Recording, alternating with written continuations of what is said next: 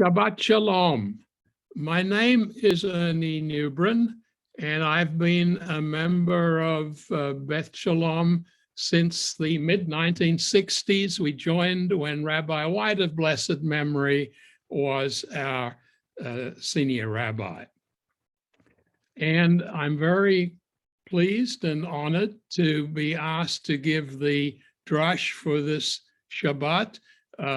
The parashah is Beha'alotecha. And because we're not going to cover the entire parashah, let me just show you a summary and map, because I'm a visual person and I love maps.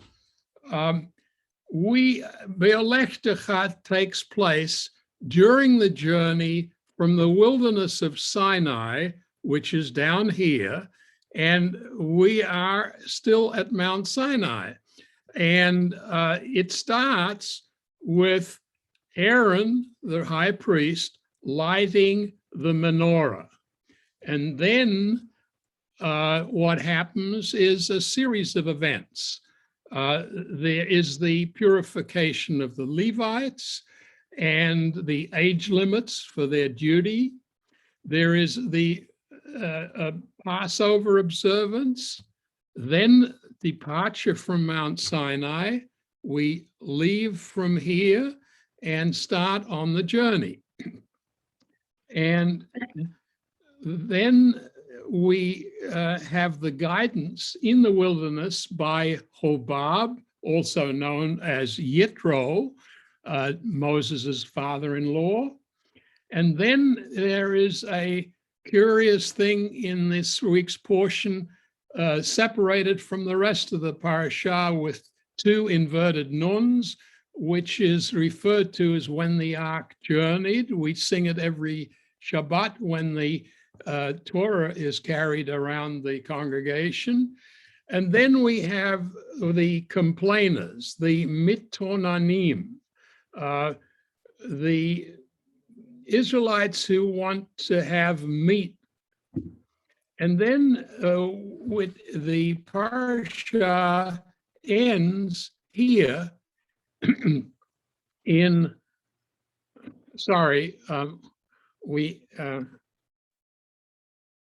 the parashah ends here in Hazerot. And at that stage, there is the incident with Miriam and Aaron criticizing Moses for marrying a Cushite woman. The recurring theme in this entire parashah is about purity and purification. But for our purposes, we are going to focus on just the beginning of the parashah, which is Beha'alotecha. And Beha'alotecha means when you mount the lamps. And it says, speak to Aaron. This is God telling Moses to speak to Aaron and say to him, when you mount the lamps, let the 7 lamps give light at the front of the lampstand. And Aaron did so. He mounted the lamps at the front of the lampstand as the Lord had commanded. Here you can see there's the word Menorah, which is translated as a lampstand. But we will elaborate about the menorah. And it says here, Shevat, that's 7. So there's something we need to pay attention to about the lampstand. Most of us, and I certainly when I was growing up, thought a menorah had 9 branches. And in fact, what we called a menorah in Israel is called a Hanukiah. This is an old Hanukiah from the 18th century, Amsterdam, made of silver. And you can see there are 4 branches on one side and 4 branches on the other and one in the middle. That has takes 9 candles. It's a candelabrum, and it goes back to the 18th century Eastern Europe, when people started using candles rather than olive oil. And in fact, you probably are all familiar with the lampstands. You have, I'm sure, a Hanukiah in your home. Probably the best known Hanukiah here in San Francisco is one that started in 1975 in Union Square, erected with the support of the late rock promoter, Bill Graham, who was a Holocaust survivor. And it's 25 feet tall and 15 feet wide, a little bit bigger than the one that you probably have in your home. It was started by Rabbi Chaim Dritzin of Chabad, together with Rabbi Joseph Langer and Sev Puterman, who approached Bill Graham, and he helped pay for this and support it. And he, of course, was a very successful and legendary concert promoter for artists such as Bob Dylan and the Rolling Stone and the Grateful Dead. And he was born to a Russian Jewish family in Berlin in 1931 and survived the Holocaust, but lost his mother and sister to the Nazi German gas chambers. Anyway, that's called a menorah, but it is really a Hanukiah. And what is the difference between a menorah and a Hanukiah? Well, as I said, the menorah has 7 branches. The Hanukiah has 8 branches and a shamus in the middle. So they're very different. One is 9 and one is 7.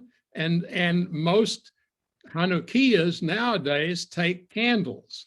But the menorah that Aaron had, and that was in the temple, in the first temple, we know very exactly how it was made, and it was constructed entirely of gold, and there were 6 branches, 3 on each side, and a 7th in the center, and the cups holding the oil were shaped like almond blossoms. It was pure gold, and its base and its shaft, its cups and calices and petals were all of one piece.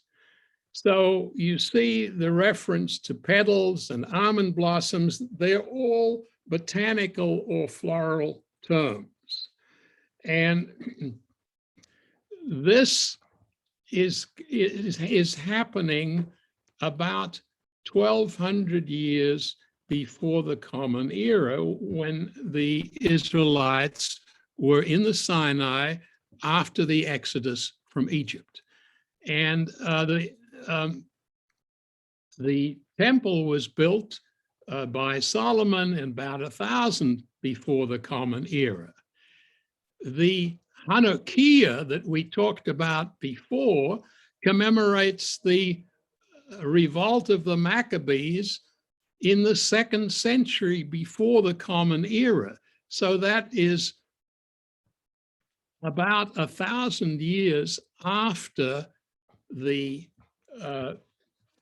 construction of the tabernacle and the construction of the making of the menorah.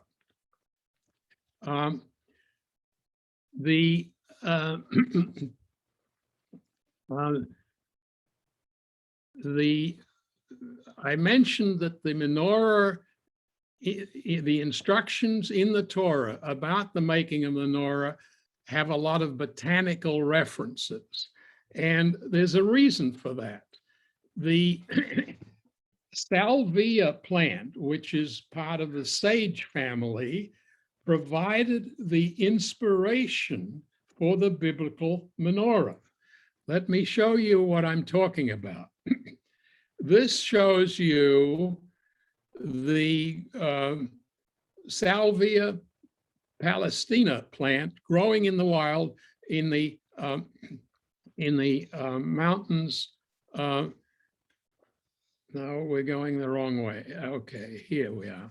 And this is growing in the wild, and this is a representation of another variety of Salvia, Hierosolymitana bois.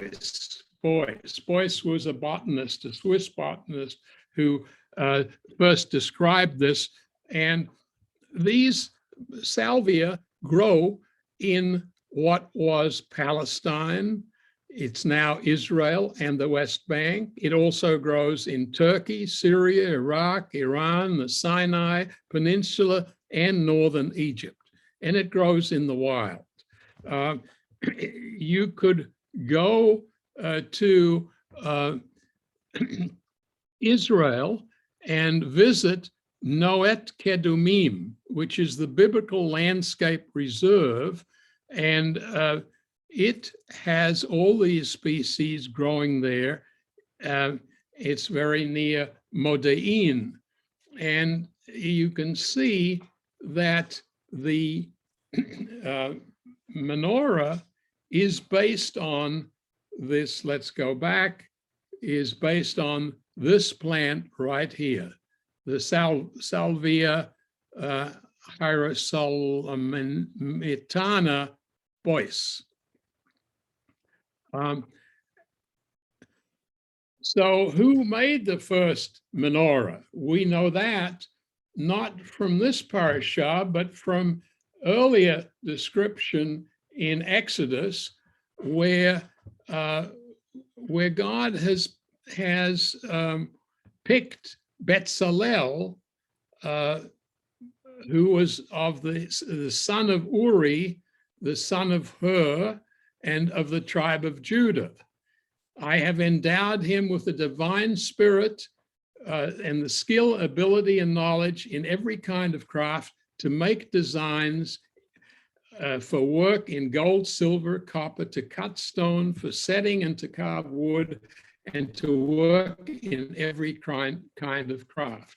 This is just a painting by Marc Chagall, and here he doesn't have it right, because instead of a 7-branched menorah, he has a 5-branch one. Why would he only have 5 branches? Well, we'll see another example of that, but it may be because by Jewish law, they were forbidden to make images or paintings of anything in the temple, in the Holy of Holies. This one is another painting by Marc Chagall, and it shows Aaron, the high priest, wearing the Urim and Thummim breastplate, but this time he's got it right, because he's got 1, 2, 3. Oh, sorry. He's got 1, 2, 3, 4, 5, and you can see on the bottom 6, 7. He has 7 branches. And next to Aaron, you can see this 7-branched menorah. Now, as I said, it was forbidden to depict any of the implements in the Holy of Holies. And so we have very few images, contemporary images of a menorah. But in 37, in the Common Era, there is a coin called a pruta, a very small denominational copper coin, and the menorah is on one side of the coin, and on the reverse side is a showbread. There also have been found clay oil lamps decorated with the menorah going back to the 1st century Common Era. And of course, if you've been to Israel, one of their very low denominational coins, the 10 agarot coin, which is 1/10 of a shekel, the design on one side is based on the ancient coin that you see here on the left. This is the same as as in the agarot coin. And it was issued, this coin was issued by Matthias Antigonus, who was the last ruler of the Jewish Hasmonean dynasty.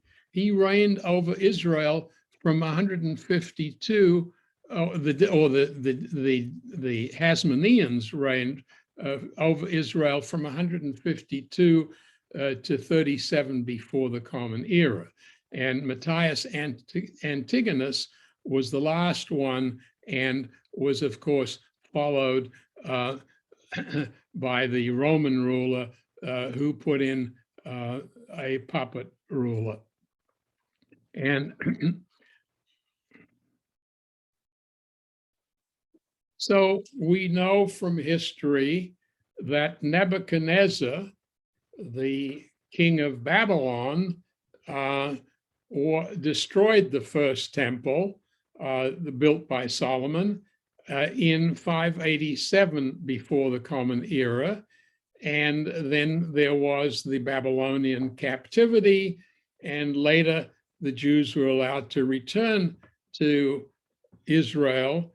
And the biblical texts give competing accounts of the temple vessel's fate during the Babylonian destruction of Jerusalem, when all the implements in the temple, especially those in gold, were taken away.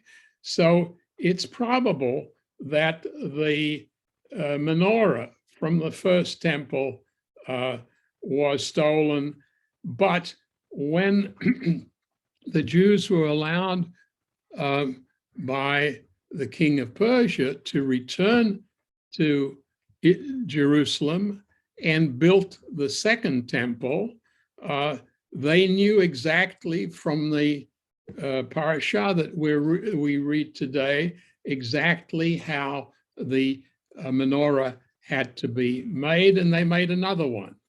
And then the second temple was destroyed in 70 Common Era, and the Emperor Vespasian and his son Titus returned to Rome and publicly celebrated their victory following an ancient martial tradition. And they marched victoriously through Rome in a riotous, triumphal procession, parading prisoners and spoils of war, including the menorah. And this is the engraving on the Arch of Titus in Rome. And you can see here the menorah was part of the loot. The Roman soldiers are carrying it on a litter. And the panel shows Titus's triumphal march as it passes through Porta Triumphalis, and bearing the spoils from Solomon's temple. The victory of the Roman legion led by Titus is probably one of the darkest chapters in the history of Jerusalem. According to legend, the Temple of Solomon was completely sacked of its precious treasures, along with the treasures that were the famous menorah. However, no one knows where these treasures ended up and where they and what happened to them. Some stories think the menorah vanished in the waters of the Tiber, but nobody knows for sure. We do know has been found what's called the Magdala stone, which is has a menorah, as you can see here, and it's flanked by two large vases, and this was found on the shores of the Sea of Galilee in 2009, and it was the first time that a menorah decoration has been discovered from the days of the Second Temple, when the Second Temple was still standing. And presumably the artist who carved this menorah in the stone had seen the one in the Second Temple.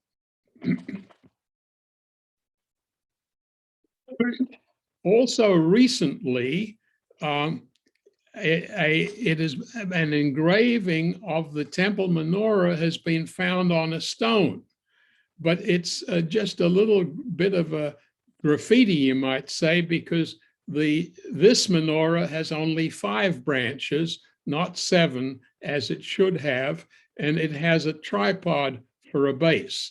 And this was found in a drainage ditch near the city of David as recently as 2011.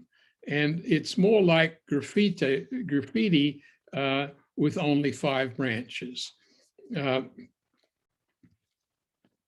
Also, a gold coin has been found in 2013 by archaeologists, and that gold coin also shows a menorah in the center, on the left a shofar, and on the right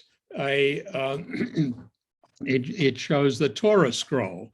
So there are visual symbols going back to early times.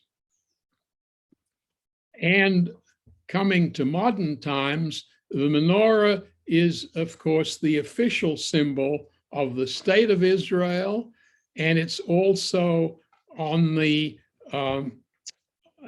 banner of the president of Israel. The menorah was adopted by the Knesset, this symbol of the menorah flanked by olive branches, and underneath it says Yisrael in Hebrew. And the menorah has been a symbol since 1948, since Israel independence. The menorah has also been a symbol of Judaism since ancient times, and it symbolizes the universal enlightenment based on what is written in Isaiah 60. Nations will come to your light, and kings to the brightness of your dawn. And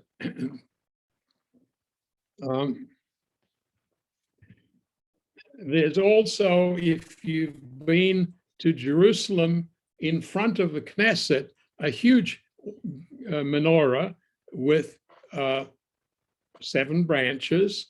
It was a gift from the British Parliament to Israel. It is the work of a sculptor, B. Elkan, and it stands 5 meters, that's about 15 feet high, and 4 meters, that's about 12 feet wide, made in bronze, not in gold. And the 7 branches each have panels representing events in Jewish history. Finally, I just want to mention that sometimes a menorah is used to decorate Jewish gravestones. Here you see a menorah in the center with 7 branches, and on both sides is the Magen David, the Shield of David. And the reason people have menorah on their headstone is that it's a typical symbol and indicates the deceased person's depth of commitment to Judaism. Shabbat Shalom. and I enjoyed the opportunity of talking to you about the menorah.